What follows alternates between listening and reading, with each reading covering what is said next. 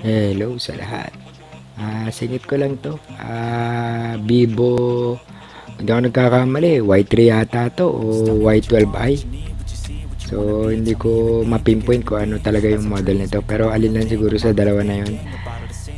Ang issue nito guys, hindi daw nagpa-power on. Sabi nung may-ari. Tapos wala siyang display kapag sinasalpak mo yung charger. Pero dito sa charging rate natin, makikita natin sa port number 1, nasa 2.0 siya. Ibig sabihin normal. Pero makikita natin wala siyang display. So tinry ko na i-power on yan kanina. So bali ang gagawin natin ngayon, gagawin muna natin yung basic moves.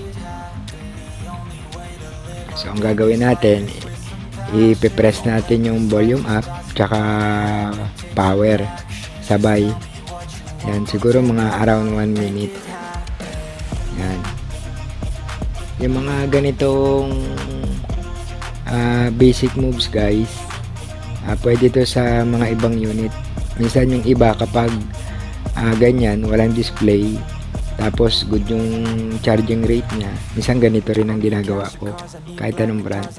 Kasi minsan may epektibo yan kahit sa mga Oppo. May mga na-encounter na ako. So failed. Ang next naman natin gagawin, pagsasabay-sabayin ko, sabay ko yung volume up, volume down, tsaka power. Ganun din, mga around 1 minute. Hindi naman siguro nakakangawit yun. Kayang-kaya natin yun guys. Ayan. Tignan natin. Ayan guys, nakita nyo nag-power. So tetestingin natin kung mag-okay na yan, kung magdediretso. So siguro naging kaso niyan, maaaring may nakurap o may napindot lang siya, o maaaring na-set niya sa ibang mode o kung anong klaseng mode yun.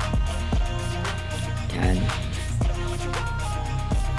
Kaya minsan mahalaga guys yung meron din tayong indicator sa charger natin. Pero mas pinakamaganda yung meron tayong reader, yung katulad nito, yung makukuha natin yung charging rate nya. Yan. Ang normal na charging rate ng mga unit, kapag unang-una o drain siya, talagang nasa 600. Pero pag lumipas ng mga around 2 minutes, aakyat dapat yun ng mga 800 hanggang 2.0. Minsan naman kapag malapit na yung mapuno yung battery, mga 90%, yun babalik sa 6% yun. Kaya kailangan medyo marunong-runong din tumingin ng rate. 0. Yan. Ganun, pero pag naka-stable siya, halimbawa ng mga 1.6, 1.2, 1.1, tapos wala siyang display, hindi siya nagpa-power on, ibig sabihin, baka may nakurap lang o na ano lang sa system.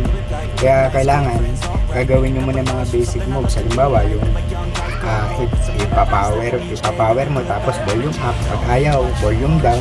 Pag ayaw pa rin, sabay silang tatlo. Kung meron naman mino, sabay-sabay sila. Patry nyo yun. Subukan natin ngayon kung lalabas yung charging icon.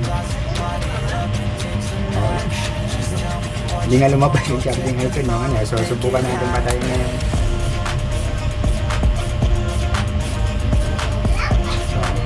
Natin. So ganun lang yung guys, kasi sa iba hindi tayo naninira, hindi tayo nag-ano, pero ako kung gusto kong magka-pera, gagawin ko lang dito, sabihin ko kung may kailangan ano dito, i-reheat ko kunyari, tapos gagalaw-galawin ko lang, tapos ibabalik ko ulit, pera na, di ba? Pero hindi tayo ganun. Dito patas tayo. Ano pa man, pinipilit natin maging patas sa lahat ng bagay, kasi yan ang magdadala sa atin. Kasi kung gagawa tayo ng kamalian, kahit na hindi nila alam, merong isang nakakaalam na yun ang babawi sa atin. Tayo, patas tayo. So ngayon, open natin ngayon to, tignan natin kung lalabas na icon. O yan, lumabas na, okay na to.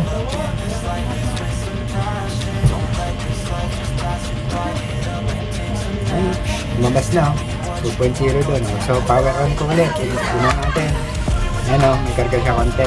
So pa-power on ko.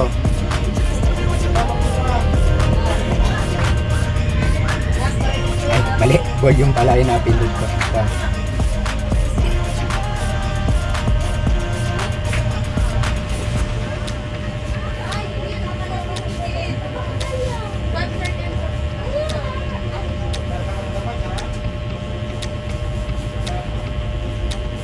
Yan guys, okay na to. So, yan lang. At sana may natutunan tayo kahit na konti, lalong-lalo na sa mga bago at hindi bago at sa hindi naman marunong pero may ganitong kaso. So, yun. Sana makatulong sa inyo. At shoutout sa mga tropa at master natin. Sa mga walang sawa niyong pagtulong at sa mga tumutulong sa atin. Salamat.